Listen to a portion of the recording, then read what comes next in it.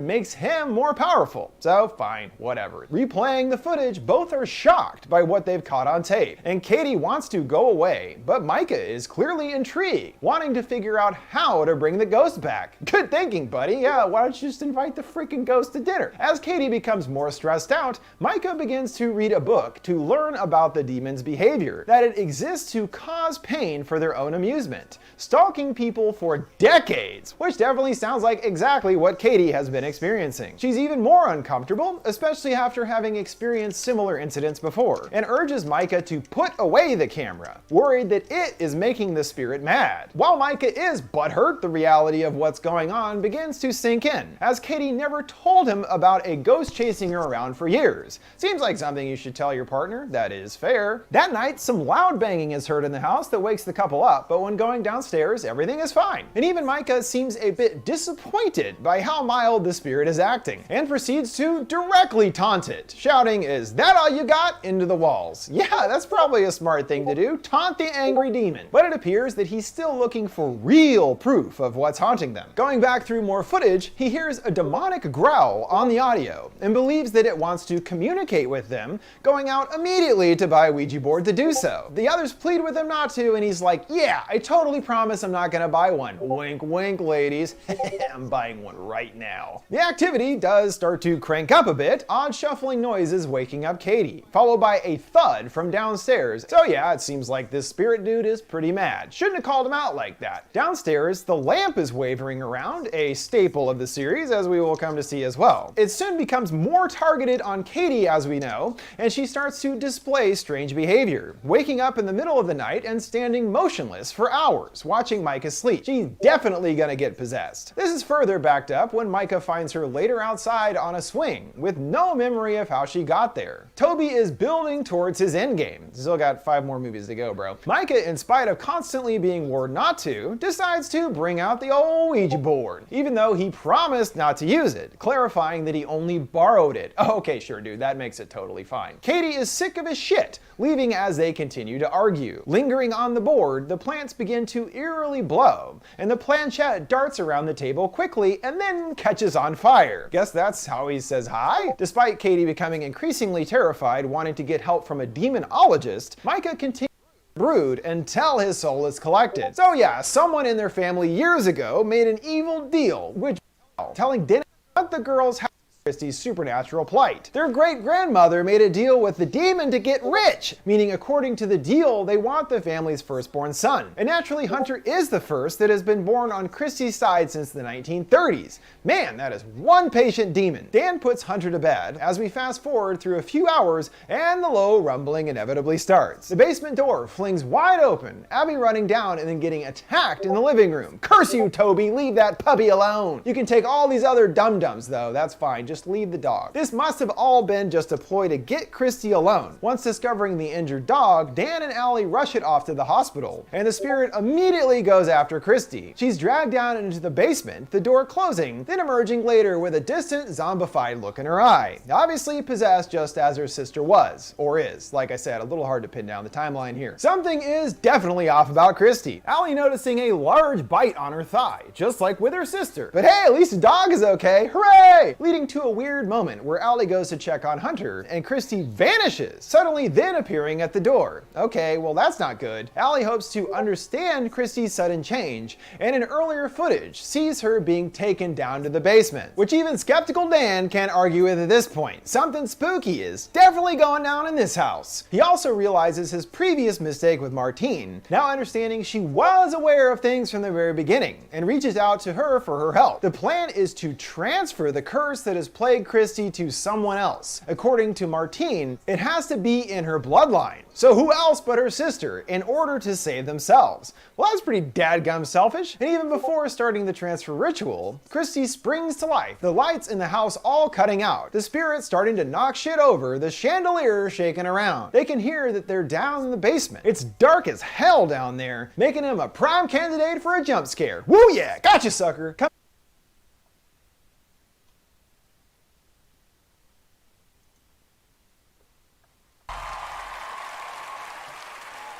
What's happening?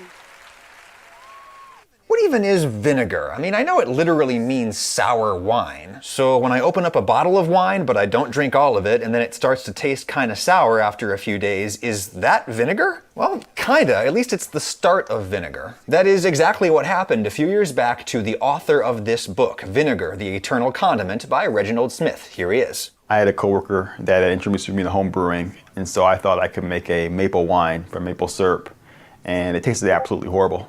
And so I left it on my counter over Christmas vacation. And when I came back, there was a layer on top of it, a gelatinous layer. And looking up, I realized it was a mother of vinegar. Smith's little discovery there was basically the same one made by ancient Babylonians some 5,000 years previously, and then by ancient Egyptians, Chinese, Greeks. Basically everybody figured this out because it's simply inevitable. You make some kind of sweet drink, maybe a fruit juice or a wort made from grain, and then as it kind of sits around, yeast that are ubiquitous in the environment come in here and they eat some of the sugars and they basically poop out alcohol. You have a taste and you notice that it still tastes pretty delicious and it makes you feel funny, which you really like, so you keep it around.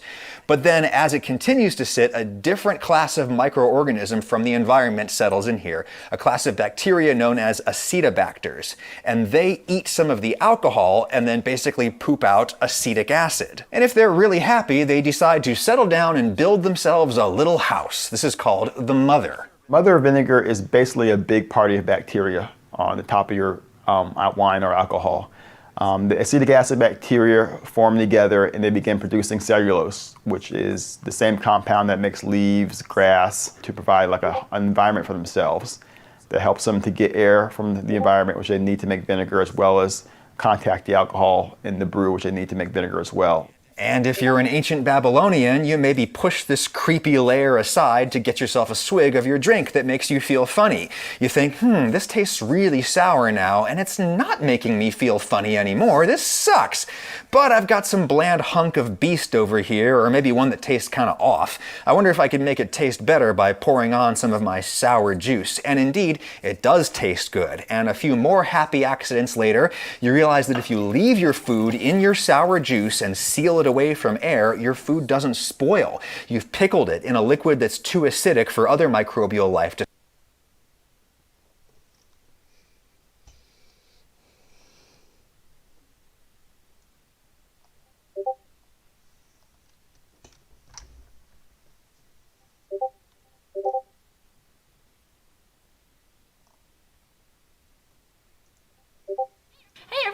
So today we have kind of an exciting project to put together. We were approached by Custom Cages, which is ironically the same company that owns Serenity, which was an aquarium cleaning business that I worked for a long time ago. And as of recent, they also own Vision Cages, which is a wonderful line of cages for reptiles that Ed and I have always wanted to try, but we never had the opportunity to. Ted and Mark with Vision, or with Custom Cages, approached us and asked if we would be interested in trying out one of their cages. The only problem is that I must have misread the dimensions, and this enclosure was supposed to be for one of our green tree pythons because they're great at holding in humidity, but it's a lot bigger than I was expecting it to be. We're gonna open it up, and I think I have a backup plan on how we're going to utilize this cage, but first, we have to see what it looks like.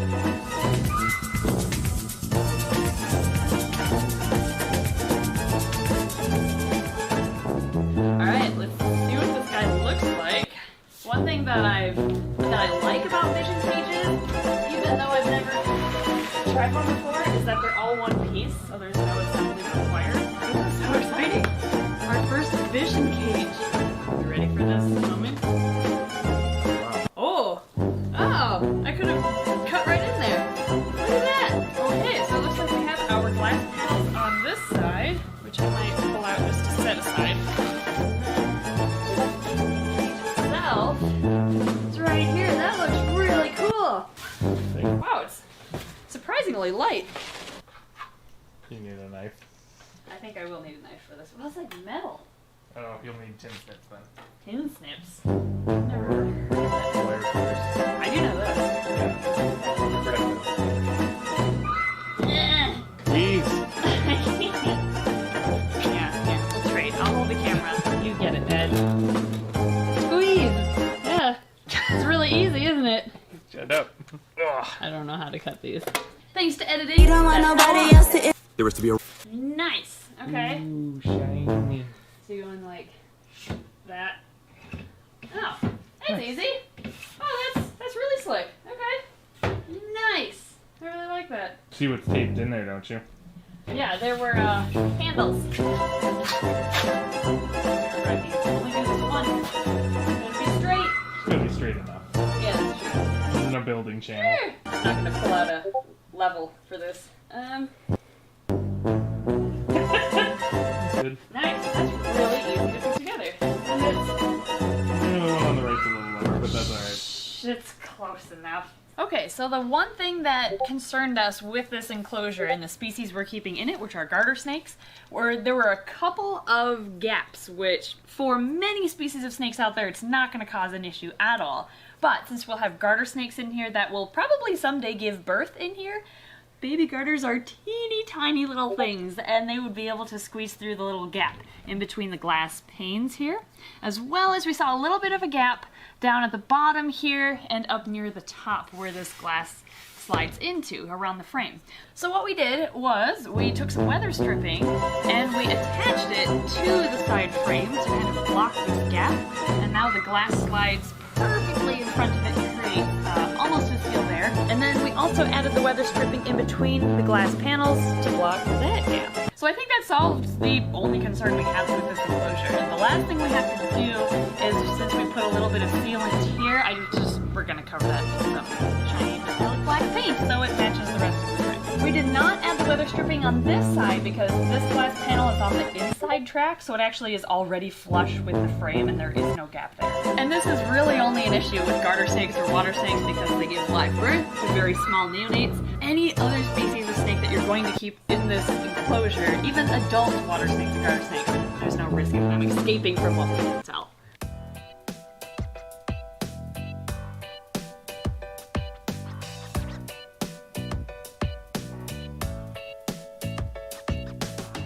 One thing I really like about this is how light it is. It took two of us to take down that 40-gallon terrarium, and either Ed or myself alone can lift this up to our shoulder height. Nah, it's just because I'm that strong. Yeah.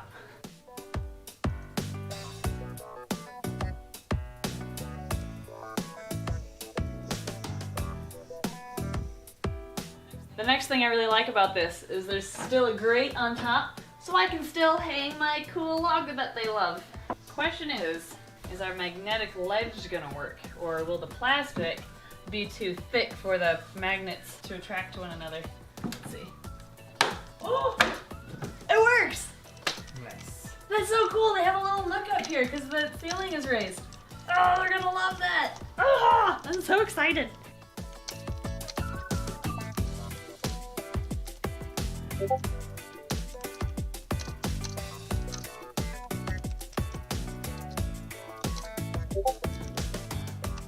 It's set up, it's beautiful, and now we're gonna put the snakes back in. First, we'll put in our California red-sided, which doesn't have super red sides, but she has beautiful blue stripes down her back. See how much calmer she is? She had tons of energy, and she wasn't very tame when we first got her, but she's really slowed down now that she's with other garters.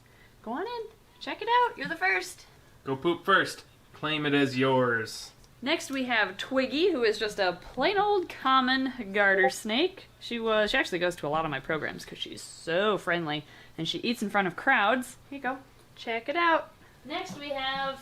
Ugh, you're gonna musk all over me, aren't you? It's alright, it's alright. Ah, you musked all over the bin. Alright, well, too late. Hands already smell. Yeah, your hands already smell. This is the California red-sided, kind of a newer one. Man, she has grown quite a bit since we've gotten her. I didn't realize that till just now. You reek. She'll be breeding size next year. Yeah, she will. 2020. Getting babies from them. Size this year, but Waiting for our mail. Now I'm gonna wash my hands. Emily got musked on. Ow. It reeks. Oh, well, hi. That is adorable. She's like, give me food. I demand food. Aww, that's really cool. If anybody wants to make a ledge like that, we actually have a video on how you can make one of those at home. We made that one actually. So next we have Prius, who is our hybrid garter snake, and she recently had 9 babies about, what'd you say, 3-4 weeks ago? Something like that. I still smell like musk, thanks to you.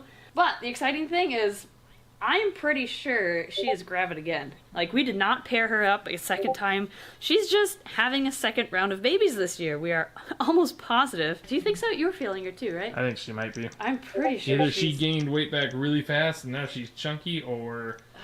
I think... Hi, Twiggy. I'm pretty sure she's going to have another round of babies, which... You have what's for me? And last but not least, we have Fatness, our albino checkered garter snake. And you know, a lot of people say that garter snakes aren't handleable and they're too quick and they move around, they just don't tolerate it. But as you can see, if you socialize them and handle them a lot, they calm right down. It's awesome. They're great little snakes to have. Go on in, check it out. So it feels like it's missing something. It's kind of dark in the back, isn't it? Yeah. We added a UVB bulb.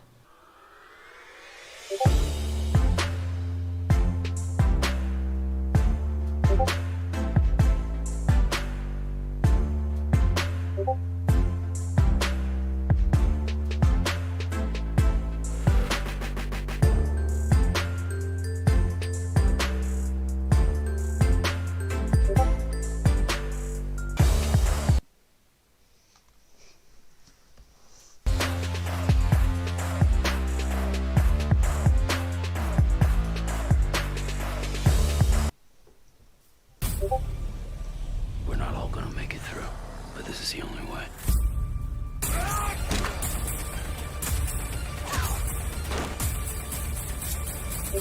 What even is vinegar? I mean, I know it literally means sour wine. So when I open up a bottle of wine, but I don't drink all of it, and then it starts to taste kind of sour after a few days, is that vinegar? Well, kinda. At least it's the start of vinegar. That is exactly what happened a few years back to the author of this book, Vinegar, the Eternal Condiment, by Reginald Smith. Here he is. I had a coworker that had introduced me to home brewing, and so I thought I could make a maple wine from maple syrup, and it tasted absolutely horrible. And so I left it on my counter over Christmas vacation.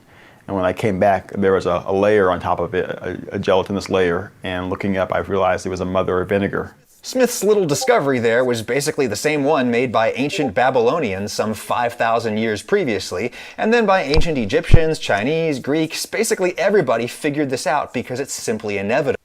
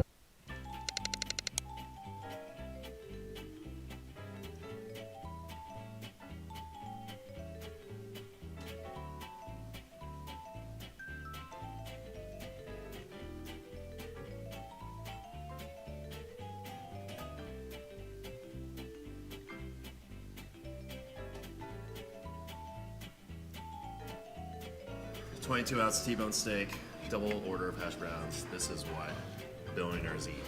And what about your drink too? Don't forget. Oh, I got a cherry coke. That's what billionaires drink too. This looks like it's drenched in like butter. You see that? Yeah. That's awesome. That's the way to do it.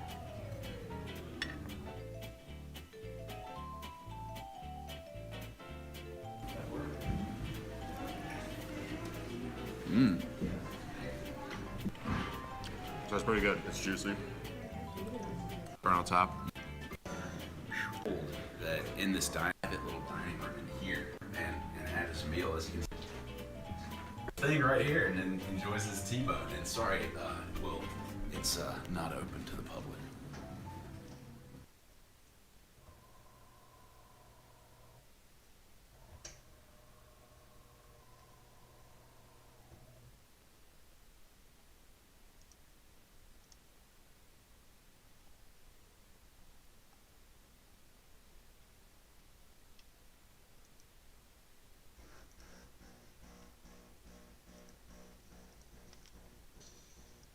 Hey everybody, we are here at our new facility and we are so excited because construction is finally moving along again. Because of the pandemic, well, I should say, we submitted our architectural drawings and building plans to the city to get our building permit the week COVID hit.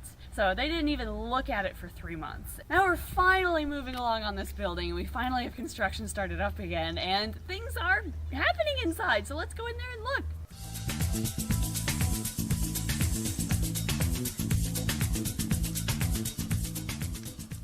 As you can see, it's still kind of an empty shell thanks to COVID kind of postponing our plans. But look, do you know what these are? These are our new LED lights, mostly provided for by our Patreon supporters. So thank you so much. You guys are allowing us to switch these old fluorescent lights with new LED panels so that we can save so much more electricity. You know us, we're always trying to find good ways to help the environment, and thanks to you Patreon supporters, those are going away. Also, this is our rodent room. Ed's checking out the office, and look what we just uncovered. Behind this pegboard, there's like an electrical panel that's labeled and everything. We had no idea. What the heck is that? Is that a thermostat?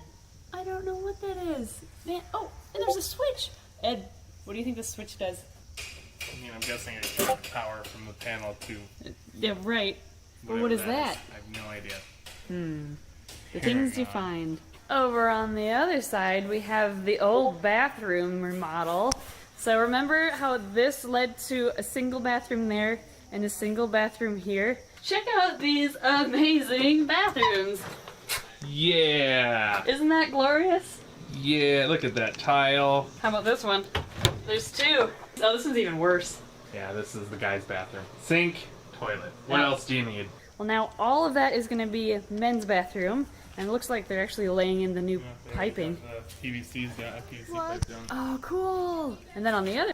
No, I don't like waffles.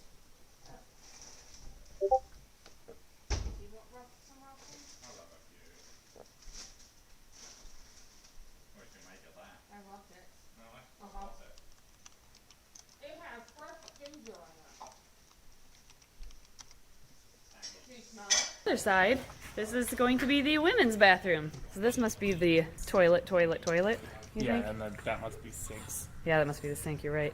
Oh, cool!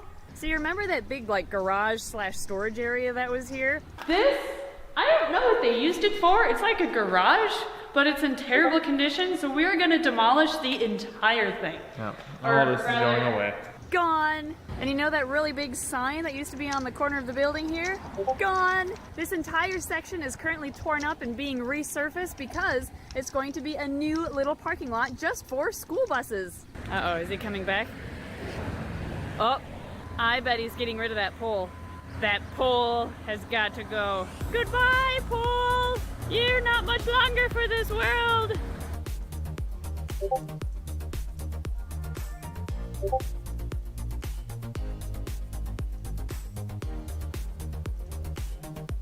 That dang post. You win this round. Today we are at the shop and as you can see the floor is starting to get Progressing.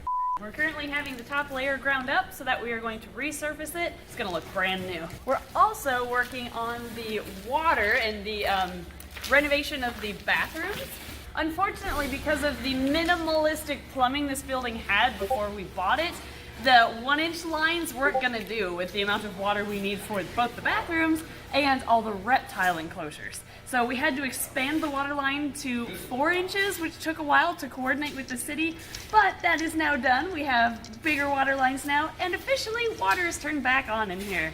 Here's another update. Remember the old incubator, or the Pepsi fridge we're gonna turn into an incubator? This is our future incubator. We're thinking about buying a snake discovery panel up here. I don't know where we'd find it, so if anybody knows, let us know. But this lights up, so we want snake discovery there. Well, Ashley with Latitude Graphics sent us custom-made snake discovery signs. She sent us a couple to put in there, and they fit perfectly. So we have a light, actually we're using Ed's phone back there to illuminate it because there's a big curly shaped bulb that goes in here, but I have not bought a replacement yet because that one is out. So it looks funny right now because we're using the wrong light, but you get the idea. Thank you. Check them out. They can just be a insulated Wallet. a zoo and a tree and shelves. So we're gonna put all that in this corner for like everything as far as cake and whatever food stuff goes. So they still haven't done anything with the door, but that's fine. That should be last. Yep. Don't want heavy machinery breaking it. Oh, and then here's the breeding room. Oh, yep. And then this is new. Oh, our utility room's getting worked on too. Do you know what that is? Is this the riser for the sprinkler system? Yes, it is. So that's one of the most expensive things in this building now. What would happen if I turned this? I don't think it's on. Oh, well, that's no fun. Well, I mean, that leads to that. Oh yeah, we don't want that on. I'm tasting vanilla ice cream, Oreo cookie, the mini M&Ms, and the Snickers bar pieces. And I take a bite, it's like, there it is! Oreo piece showed up to party and brought its friends. The trick-or-treat blast. Aww. Oh, it's not on. Didn't do anything. This is what powers water to the entire sprinkle system in the ceiling throughout the building. So all these black tubes that are running through the ceiling and up front and in the greenhouse are these sprinkler heads. Yes. And that riser over there, this guy, basically goes straight to the water main and it provides pressure? I don't know exactly how it works and why there's so many doodads on it, but that's what provides the water throughout the entire building for the sprinklers. So is there anything done with these rooms over here yet, or is this just storage still? We got our light bulbs. This is all, nothing's changed there, nothing's changed here. So we have a hallway, and then on the other side of this wall will be cave with insects. Yay, inverts. So this wall right here is going to be the hallway that leads from the zoo over there back behind me into the bathrooms as well as into the classroom. So if there's a group here who has a program or a party or a scout troop meeting, they can go straight from the classroom to bathrooms if need be, or they can go after their program out to the zoo to see more reptiles. And then we have rodent room, which hasn't changed a whole lot. We need like a good use for this service window. I don't think this is a service window anymore. Oh, is it blocked up? Yeah.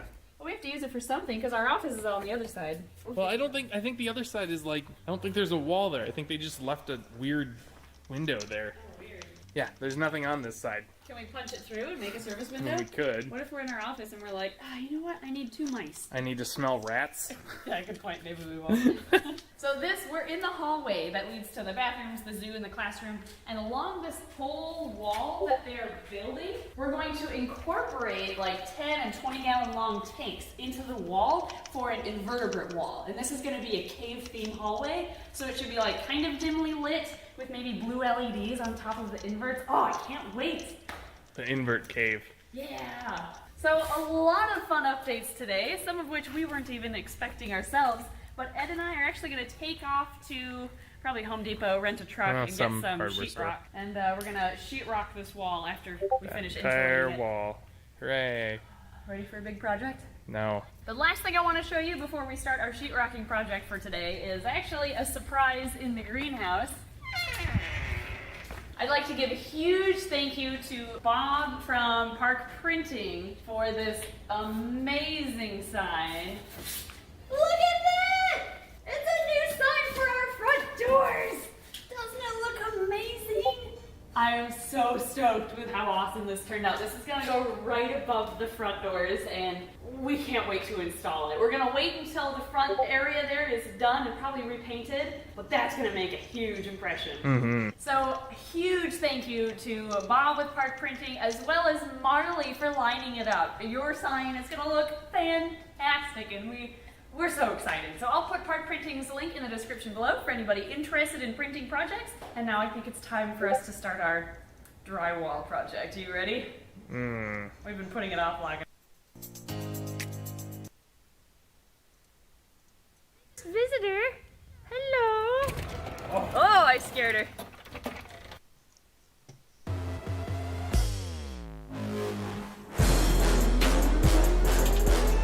So I realized that we are a reptile channel, but I know a lot of people who watch our videos really like birds too, and I myself really love birds, particularly Cheyenne, our 21-year-old blue and gold macaw. She may pluck her feathers and she doesn't look perfect, but she's still perfect in our eyes. So I figured today we would go out. We're going to spend a whole day with Cheyenne, maybe make her fly a little bit, and have some fun. So, you ready, Cheyenne?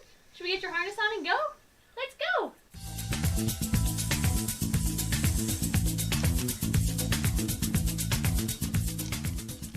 The first thing you might notice about Cheyenne is she is a little bit naked, and that's because she plucks her feathers. And this is a habit she picked up from her previous home where she was not taken very good care of. We think she was forced into kind of a breeding situation that she didn't approve of, plus she didn't have much to do, and when birds get bored, they often turn to feather plucking behaviors. And now that she became a plucker, even though we adopted her about 12 years ago now, I've known her longer than I know my husband Ed, it's a habit like biting your nails, and it's really tough to get them to stop plucking their feathers. The bad thing is feather follicles only produce so many feathers throughout their life, and by continuously plucking them out, her follicles are kind of running dry, so to speak, and they just stop producing new feathers eventually. So she is progressively getting more and more naked as her follicles retire, and especially under her wings, she's our naked little plucked chicken, but she's still our baby. Yes, you're our baby, aren't you?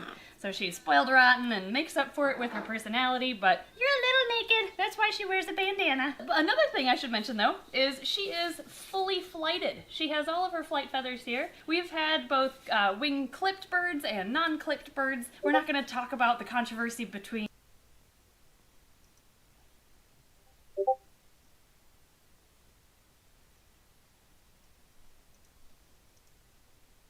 It's been 100 years. The pickle brine preserved him perfectly. We tracked down a great-grandson. I can't wait to show you the future. Okay guys, I'm gonna let you in on a little secret that Ed doesn't even know about yet. So we have been looking for a green anaconda for quite some time now because we want one on display in a huge enclosure at our future facility. But we want to get a younger one so that we can raise it up to be well socialized and tolerate handling well, since they're known to be a little bit more of an aggressive species. But instead of a baby from a breeder, we'd rather offer a new home for one that just needs to be rehomed. So needless to say, we've been having a tough time finding a green anaconda that fits the bill. And we don't want to get a yellow anaconda because they don't get as big as greens. But I found one on Craigslist a couple days ago, and it just happens to be located on the other end of Wisconsin, which is where I'm at right now over the weekend for some programs. Also, well, picking up, and then we'll pick up on me. Anyway, why? We could have been one younger foot long. Yeah. But what?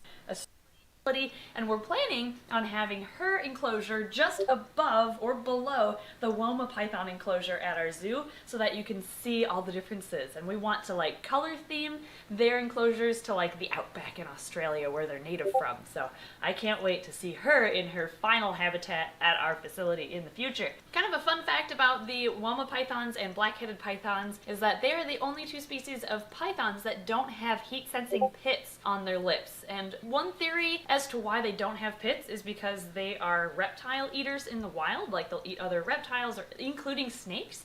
And searching for a cold-blooded animal with heat pits isn't really gonna work very well because the warmth of your prey item isn't gonna show up as well as it would like for a mammal. So that's one theory as to why they don't have heat pits, but we don't really know for sure.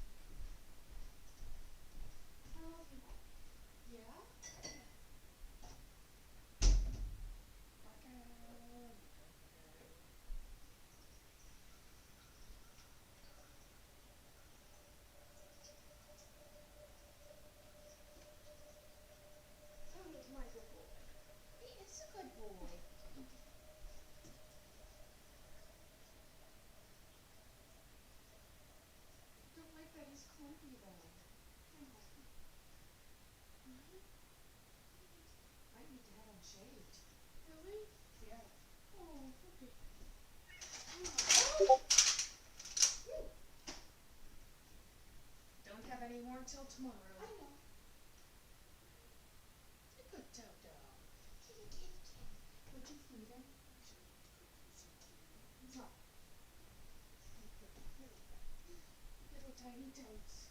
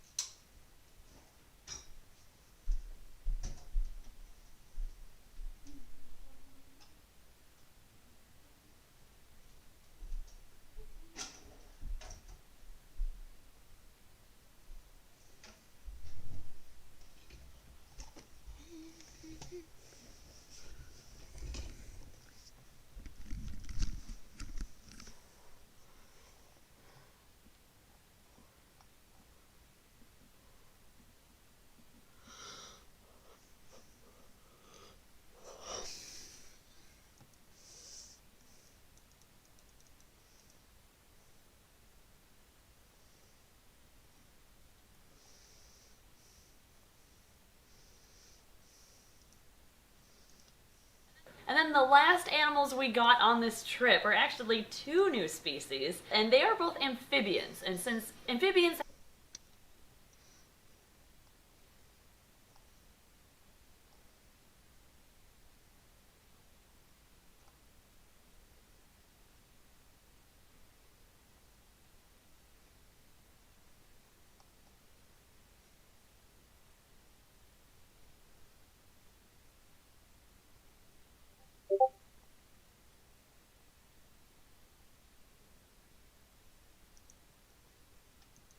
Without the right nutrition, your dog may not be at 100%, maybe even a little overweight.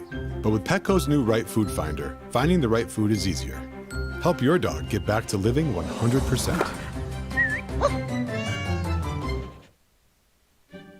Oh, wowzers! What a special family. Special, like my pecan sandies. Made with lots of pecans and real Madagascar vanilla.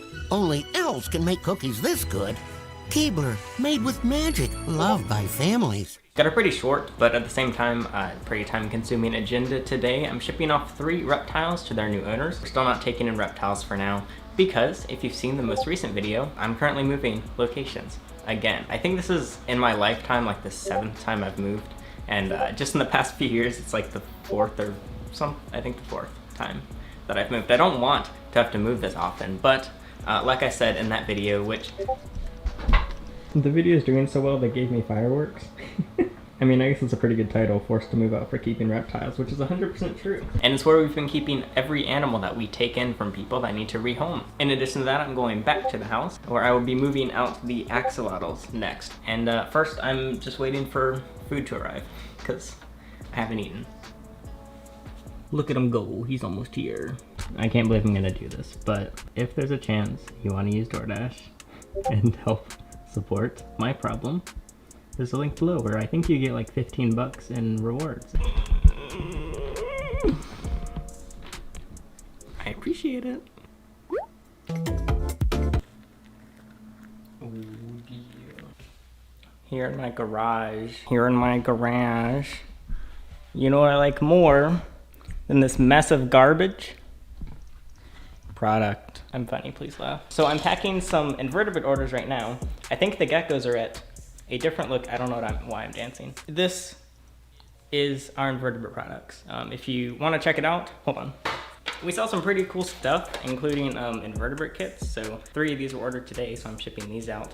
And I'm also shipping out some isopods and springtails. You can check all that out on the site at emeraldscales.com/time that I've moved. I don't want to have to move this often, but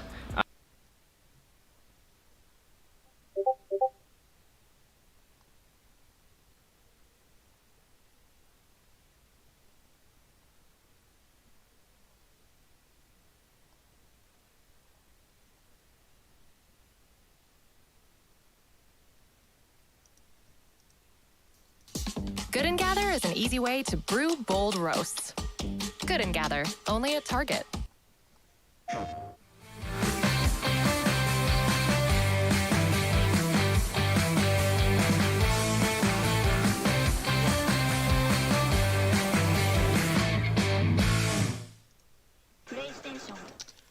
Bomboloni? But bomboloni? They're donuts. And they're stuffed with Nutella. You're welcome.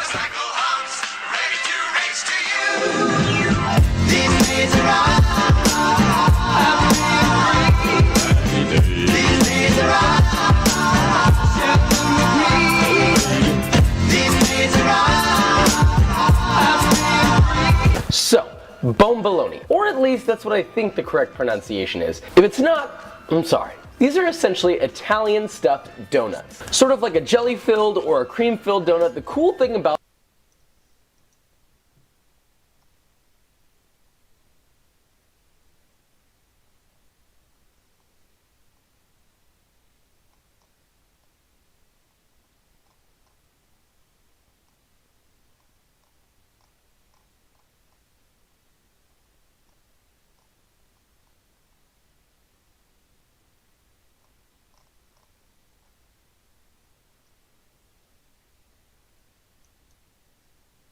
how long the tongue flicks are. If there's something of particular interest around the snake that it's trying to investigate a little bit more, it'll take its tongue and actually curve it in the direction of whatever is interesting to them. So instead of our just really relaxed snakes that are just kind of laying there, a curious or an inquisitive snake will be moving around.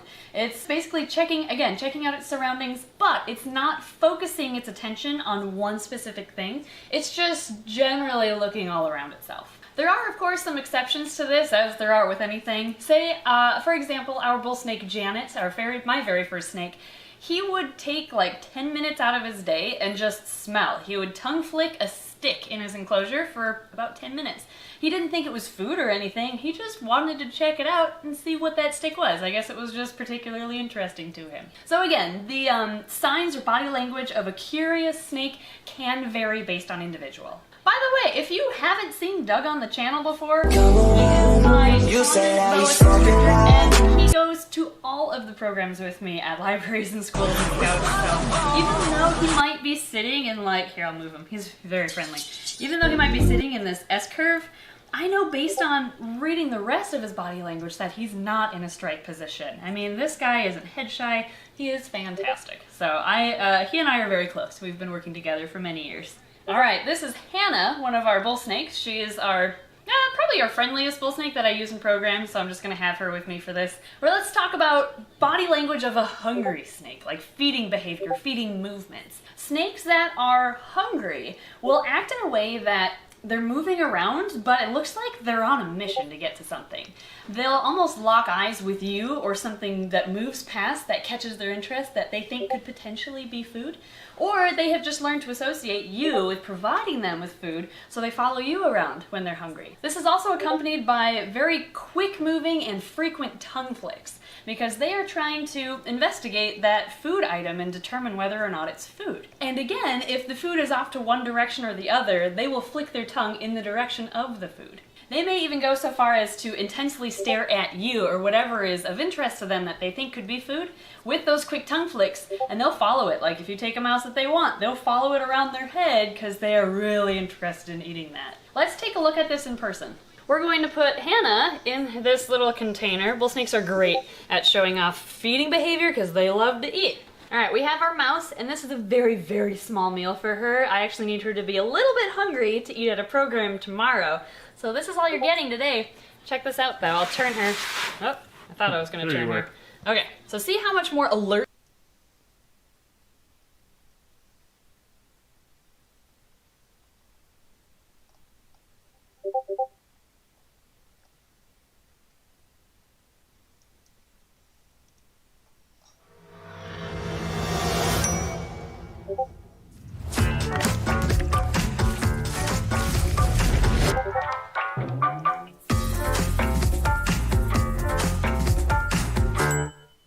Hey folks, just before we begin, this video is sponsored by Raycon. If you want to listen to my soothing, sexy Northern Irish accent as I explore the creepy and terrifying side of fiction in these lightweight, comfortable wireless earbuds, and even just help out the channel, stick around until the end of the video to hear all about these bad boys.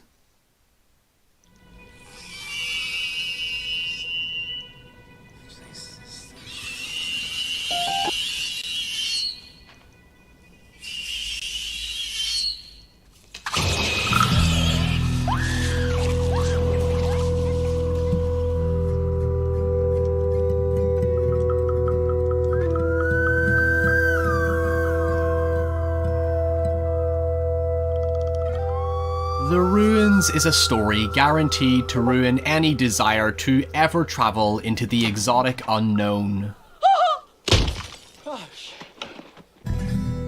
While none of us are going on vacation anytime soon, summer has always been a time of reinvigoration for many of us thanks to the warmer, brighter weather just before we plunge back into the depressing depths of winter. While there are a fair share of horror stories set during the summer season, it's not the most common practice because the atmosphere doesn't typically correlate with what we perceive as traditionally scary.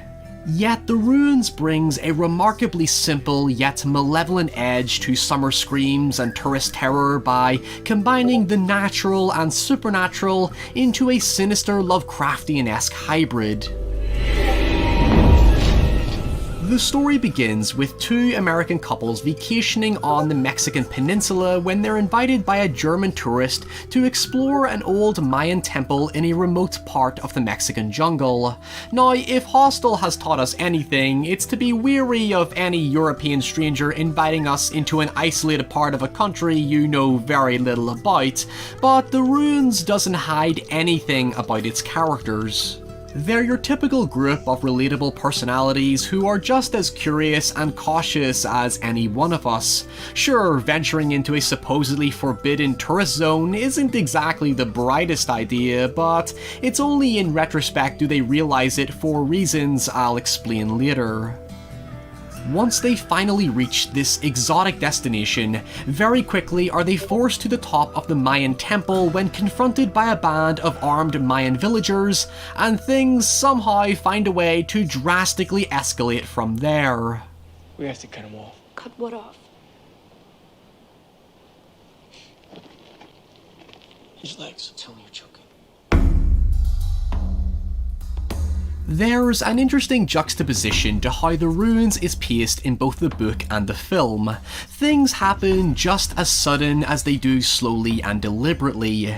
At first, it taps into the fear of being under threat in a place that's alien to you, and being unable to calm the tension by explaining the misunderstanding, because as ignorance has historically shown us, we're not exactly the greatest at playing religiously to the rules of a culture and place we don't belong to. However, for as sudden as these circumstances are, the real danger gradually reveals itself as the group begin to notice that the vines surrounding the temple take on an eerie sentient presence as they manipulate and eventually consume them one by one. One way to describe The Ruins is, what if the happening was legitimately scary? You don't hear The Ruins get mentioned all that much, and yes, it's nothing remarkably special, hence why not, but it's still a disturbingly intense body horror that takes an admittedly silly premise and twists it into a convincing psychological survival thriller with a tangible sense of urgency. It's worth noting I'm being kind of broad about the story given both versions are written by the same author, Scott Smith, who had not even finished writing the book by the time adaptation rights were purchased.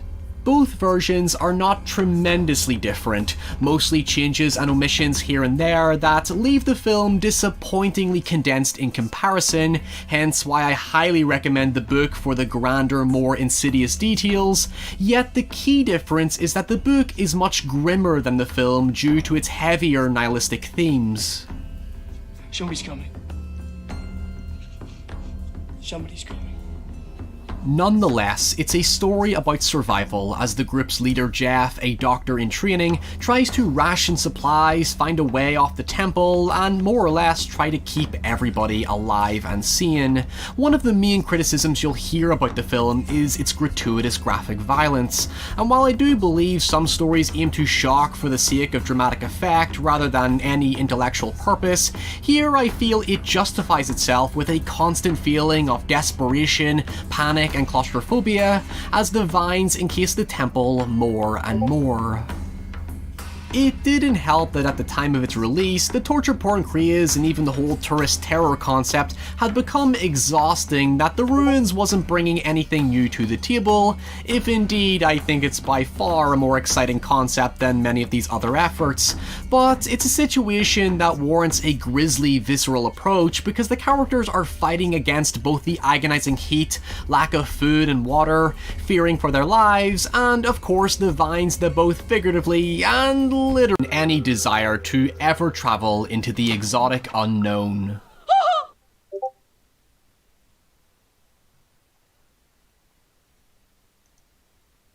This video is sponsored by Blue Apron. Guys, I'm just so upset. The fact that we only have one more video with this background is just so sad. I worked so hard on it. I guess all good things must come to an end. But what is going on, guys? Welcome back to the channel. Today I have a really good one for you, in my opinion anyways. I'm putting up Tasty's chicken katsu sandwich against Chris's chicken katsu from Bon Appetit. I've been dying to just make these and eat them in my free time ever since they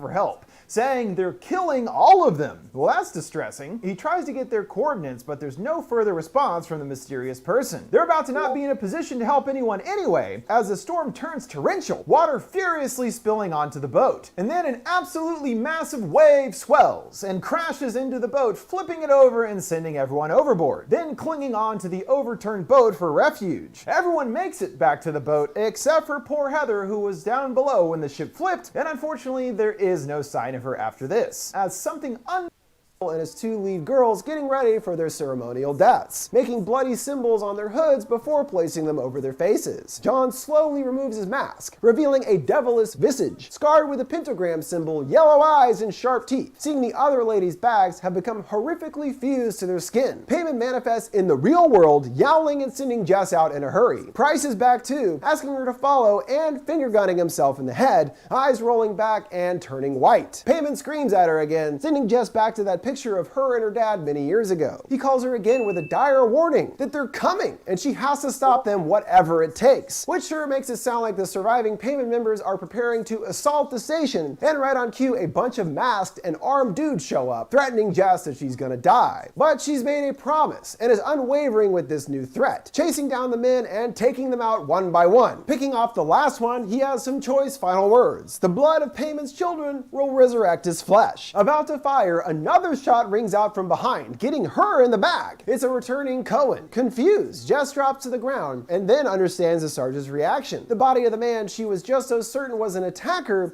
is a helpless hazmat suit worker. Seeing the clock is perfectly right on the dot at 4 a.m. when her shift ended and when the bio crew promised to show up by, making it clear she has made a terrible mistake here. Unable to believe what she's done, Jess mumbles to herself it wasn't him, while Sarge calls in for backup for her injury. She begins to quietly sing the Payman's Girl serenade to herself, joining the chorus of others. John and his two main gals come in, putting a bag over her head, and darkness consumes her view, becoming part of Payman's army, and things come to a baffling conclusion. The biggest question that we're left is that the movie sort of refuses to answer what's real and what's fantasy. Is all this stuff in Jess's mind and she's losing it, or were there indeed pesky, lingering evil spirits responsible? To me, I'd honestly say both. The evil was real, and this facilitated Jess Jess's break from reality. Things started off small enough, with little bumps in the night, accelerating the scares all night to the point that just what she's seeing alone, real or not, is enough to knock a couple mental screws loose, you know? Then it becomes, okay, so what if anything we've seen all night is actually real? I kind of have to define my own rules here, but it fits that anyone outside the building is real. So Marigold, the vagrant guy, and the dispatcher, I think they were real at least, and perhaps the one later payment follower that expresses being upset for not being taken during the original killings. This again fits that she was real because she's referencing the past instead of seemingly replaying that night a year ago like the others. But it's hard to say for sure. So if we assume at least these particular people are real, through Marigold we learn all about the Payment family that killed themselves in the cell they were being held in. And as she said, the walls have been stained by evil ever since. And the dispatcher also mentions that others have had similar spooky experiences there after their deaths, and indeed was the whole reason they're changing locations in the first place. So there has to be some shred of reality to the building essentially being cursed by Payment and his followers' presence. So pretty much everything else Jess experiences is courtesy of them, designed to make her lose touch with reality, and really pry into those personal demons as well, as we know the death of her father,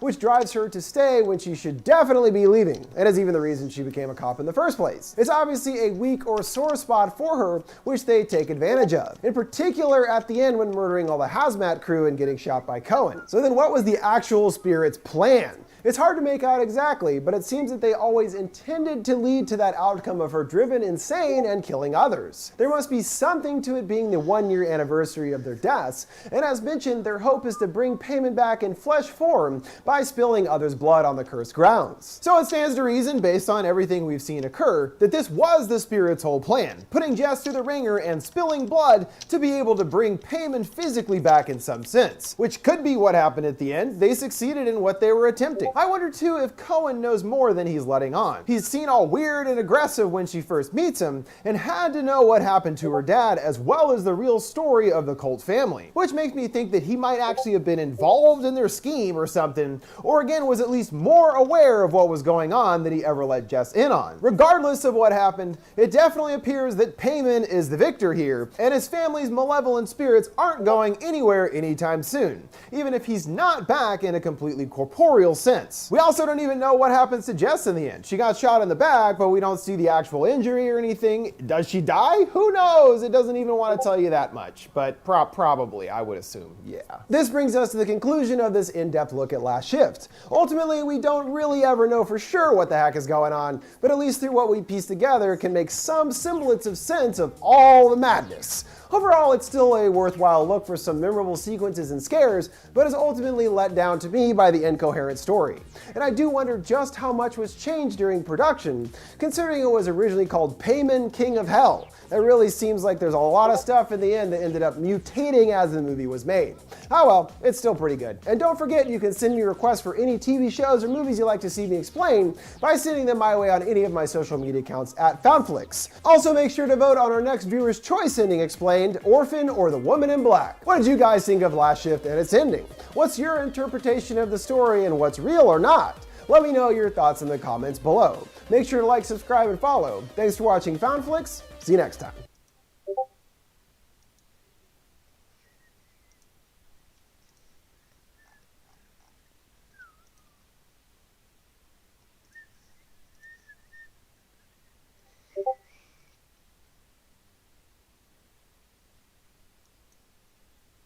Though, and since he knows the rules apply just as much to him, he gives Guzman a gun and gets Mercy killed with a headshot. Guzman, a doctor, hears Angela Vidal. Welcome to the Kill Count, where we tally up the victims in all our favorite horror movies. I'm James A. Janice, and today we're looking at Pet Sematary, released in 1989 and based on the 1983 Stephen King novel. I read Pet Sematary.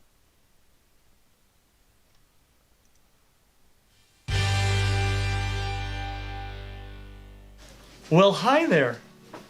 I'm here today with a Gaboon Viper. I'm also here today with Timmy, whose job it is to keep all of my limbs on my body. And I say that in all seriousness. This is my very favorite snake, which puts it up there as being one of, if not my very favorite of all. for a ball python, we would recommend a plastic tote, so that's what we're gonna set up in today's video. You want the size of your enclosure to be big enough to allow the ball python to fully stretch out along two sides of the tank or bin, and this is the bare minimum requirement for a ball python. And preferably, you want the enclosure to be big enough so that they can stretch out along just one side, and that just gives them that much more room to roam around. But if it's too big, the snake will actually feel a bit exposed and they may not want to eat because they feel vulnerable.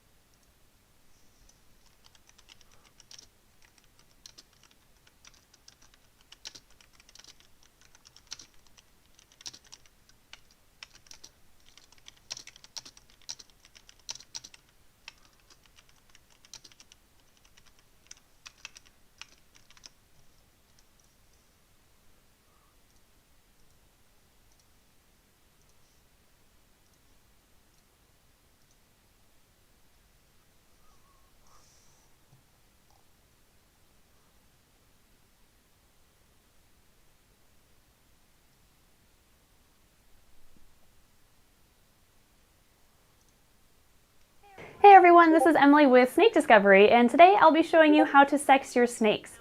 Now with a lot of snakes, you can just look at the shape and the size and length of their tail and get a pretty good idea on whether that snake is a male or a female, but this technique is not 100% accurate, so to know for sure, you can use one of two other techniques, one of which being popping, which I will not cover today because Ed and I haven't quite gotten the hang of popping snakes yet, so what we will be covering is the other technique that people use, which is probing snakes.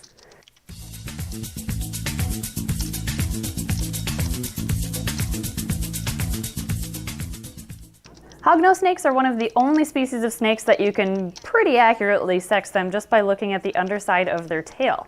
You can judge their sex based on, from their vent to the tip of the tail, how long it is and the overall shape. You can also count the scales from the vent to the end of the tail, and typically 30 to 35 scales means a female, and 40 plus is a male, with everything in between.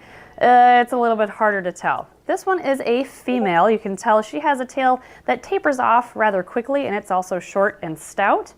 And beside her is a male. Here you can see that his tail does not taper out until about right here. It finally starts to taper out, and it's extremely long in comparison, and he has over 40 scales on his tail.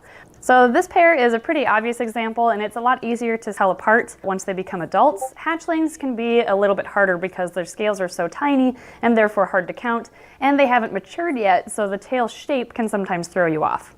In addition, females are considerably larger on average than males. These are both adults. This is our breeding pair of conda-face hognose snakes. She still has a little bit of growing that she can do, but he is pretty much full grown. To probe a snake, you'll obviously need a probing kit, hand sanitizer or a disinfectant for the probes after you're done using them, and KY jelly.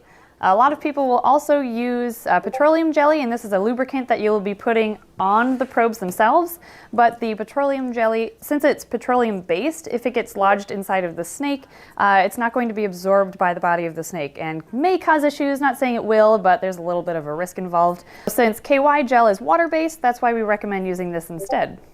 The first snake we'll be probing today will be this rat corn snake hybrid that's het scaleless, so this will be a breeder of ours, but we're not sure if it's male or female, so we're pretty sure this is a male, but based on what we were told, but we want to probe it to be sure. One thing you should know before you probe a snake is the general anatomy of a snake. It'll help you out. And basically, snakes, or male snakes, have two hemipenes, which are their reproductive organ, one along each side just below the vent right here. And when they are not breeding, these hemipenes are inverted. So there's basically a pocket from the cloaca going down into the tail area of the snake. And that's what you will be kind of fishing for with the probe. The first thing you'll have to do is choose an appropriate sized probe, of course. We have small over there to large over here.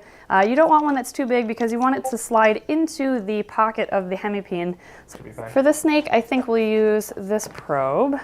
Now what you want to do is take the lube and dip the probe inside of it, and this will help the probe slide into the vent of the snake. And this is why it's very important to disinfect the probe in between snakes, because you'll be dipping it into the lube. Set that aside.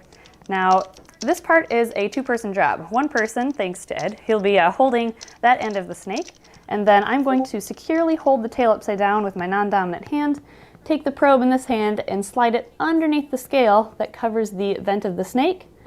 And then the tough part is you reach forward, and then you have to slide the probe backwards into the pocket where the hemipene rests, and then very gently slide it into where that hemipene would be.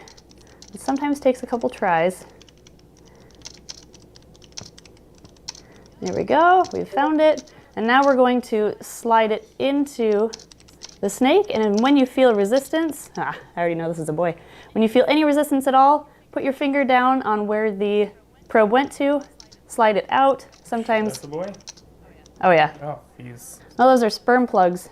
Yeah, that's another sign that it's a boy. Oh, extra educational here. That's great. Oh, lovely.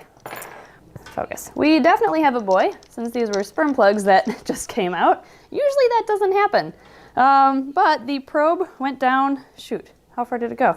Since I lost where I was holding the probe because I saw those sperm plugs come out, and just because it's good to do this anyway, you'll want to test the other side where the other hemipene lies too. And so we're going to do this side as well, which can be kind of difficult because you're usually using your non-dominant hand like I am for this side. I'm gonna find the pocket. There we go. Slide it in. And when I feel any resistance at all, which is right there, I'm going to put my finger down onto the probe and pull it out just to mark how far down it went. And now I'm going to line up the probe against the tail, and you count how many scales down the probe went. And this one is definitely a boy. It looks like it went down 1, 2, 3, 4, 5, 6, 7, 8, 9, over 10 scales down, so he is definitely a boy. To sanitize the probe, we're going to use some, just hand sanitizer will work. You can also use like chlorhexidine, where I think I'm gonna do a video on the best disinfectants for snake supplies, but hand sanitizer will work just fine for probes. Now this next snake we're going to probe is a newer snake of ours. See if you can guess what it is. Ta-da! It is a false water cobra. We found him locally for sale around us. And we've been looking for a second female because I think our female is just too big for our male to handle. And we're going to probe this one and have our fingers crossed that it's a female. I think we're going to use red, right? Yep. We'll use red for this one. We will lube it up. Okay. And come on, girl. It would also be a good example. Come here. Yeah, this one kind of has an attitude. To me anyway, it seems to like Ed. All right. See what we've got going on here. Again, we're gonna slide it in, curve it back. Sometimes oh, I did get it right away, nice. Aw, look at that. Man, okay, we're gonna pull it out. That's how far it went. Again, you don't wanna push any pressure at all onto the probe. That is definitely another boy. Well, that's okay, we can do the other side. Just to show you one more time how to probe. If you probe a snake and it only goes down a couple scales, it could either be a female or you may just not have found the pocket of the hemipene, so that's definitely when you want to do the other side. If you do your first side and it goes down as far as this one did, then it's optional to do the other side, but typically, I mean, it's not going to go down that far for a female. But if you do apply too much pressure, you can possibly puncture the hemipene pocket, which is why make sure you wait. If there's any resistance at all, just stop inserting it and pull it out. But we're gonna do his other side just for you guys to see. There we go, and it has stopped. We're gonna pull it out. Oh, lovely. And another sperm plug. We're gonna measure it up, and it has gone down probably around 8 scales there. So another boy, that's okay. He's still a cutie. The last snake we're going to probe today is another new one, but she's the smallest one we'll be probing, and I think all of these are too big. So we're taking out our first probing set we got, which isn't as fancy, but I think we'll have to use this one on her just because it's small enough for her. But here is our newest, one of our newest snakes. This is a scaleless, an actual scaleless, not just het rat snake, and we were told it was a female. So knowing that the one that we just probed, that rat snake that was het scaleless, is a male, we are really hoping that it is in fact a female, and just a really cool looking snake. I mean, look at the head. There's like no scales at all on the head of the snake. Really, really neat. I can't wait to see when she sheds for the first time. So we're gonna probe her too to figure out once and for all if she is a female. Okay, we'll try this little probe. Oh man, I'm not used to probing such tiny little snakes. I don't know, is that gonna be small enough? I think it will be. And there we go. Push it down. Stopping there. Put my finger down, pull it out.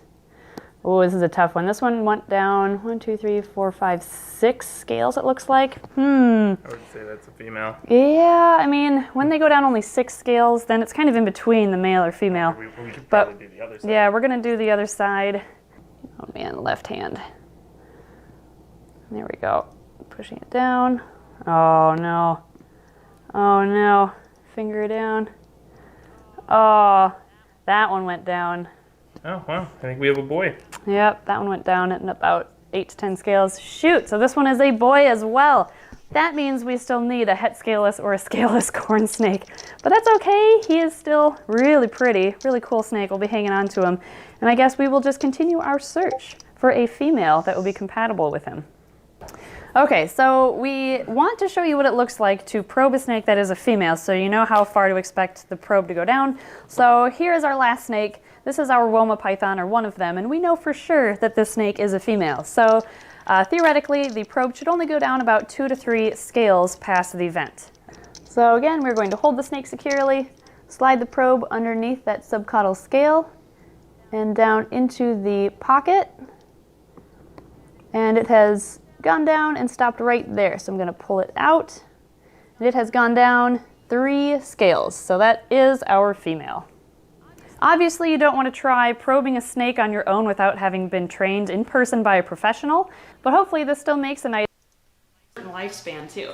But she's a cute little turtle. She's the one I bring to programs, so she's actually pretty well socialized. She's not hiding in her shell at all. We can tell that she's a female, by the way, because she has these short little like bear claw nails at the end of her front feet.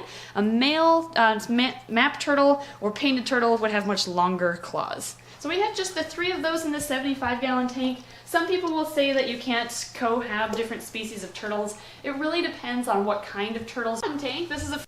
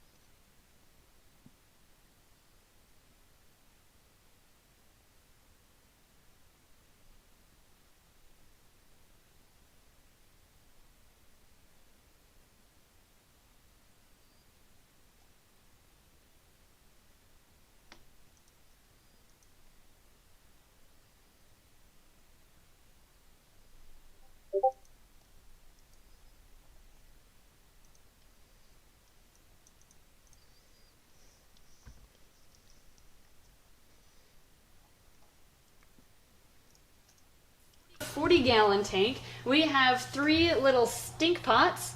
These are also called musk turtles, or the common musk turtle, because when they feel threatened.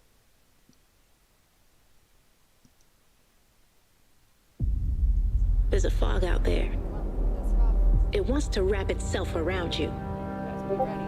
Make you forget who you are. You've got to find your way through. Seeing your pet live 100%. There's nothing better. Play, fetch, chase, and jump. 100%. The right. Everybody's heard of Wish, right? I mean, you're scrolling through Facebook. I got it.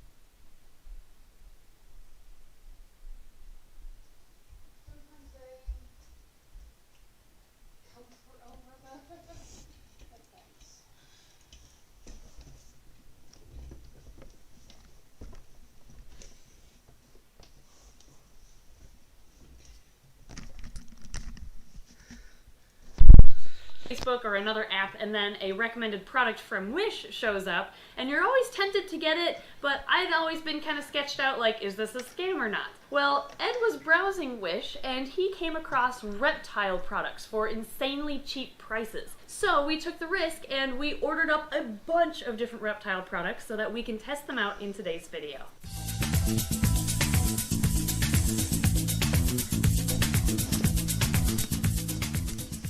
For each of these products, we are going to be testing them out and comparing them to similar but name brand reptile products on the market to see if the value is worth the quality that you get.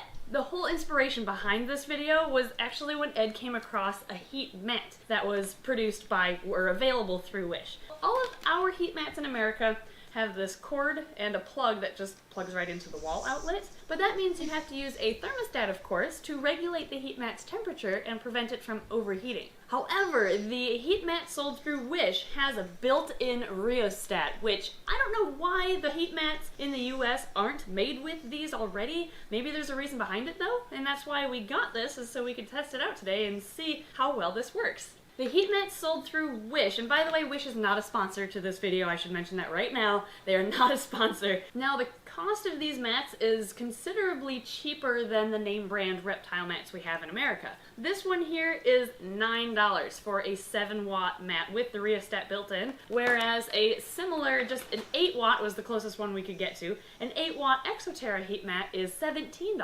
And then when you move up in size, I mean, the heat mats in America can get upwards of like $30 or sometimes $40, but the biggest size we were able to buy on Wish, which was this 28-watt mat, which is just massive, it was a whopping $15. And all the prices that we're going to mention from the Wish products have shipping already included, by the way. Now, you may have noticed, especially if you're in America, that the plug here is definitely made for European use. This does not work with our American outlets, but that was actually our fault. We ordered the wrong one. You can buy these with the American plug, we found out, but what we ended up doing was we just bought an adapter that you can plug this into, and that plugs into our wall. And we currently have this heat mat plugged into that adapter because we're going to test it out and see how warm it gets compared to a similar sized mat made from ZoomEd. Here's the ZoomEd mat. It's the closest thing we could find to this guy in terms of wattage and size.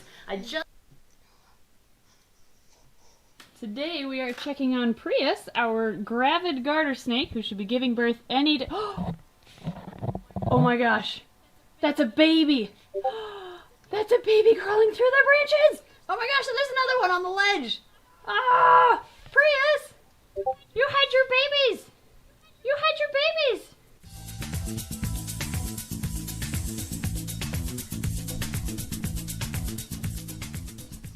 Oh my gosh, there are babies! Okay, we are going to have to take down this entire enclosure, take out the adult snakes, take out all the decor, and find all of the babies, because they hide in every nook and cranny inside all